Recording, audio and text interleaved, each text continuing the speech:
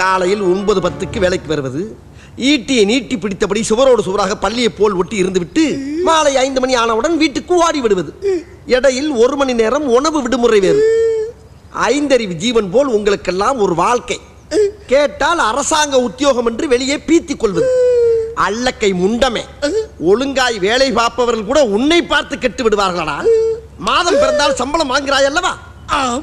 என்ன நோம் மன்னா, இனிமேல் உனக்கு வெட்டி சம்பளம் கொடுக்க முடியாது மன்னா. என்னை வேலையை விட்டு தூக்கி விடாதீர்கள் மன்னா.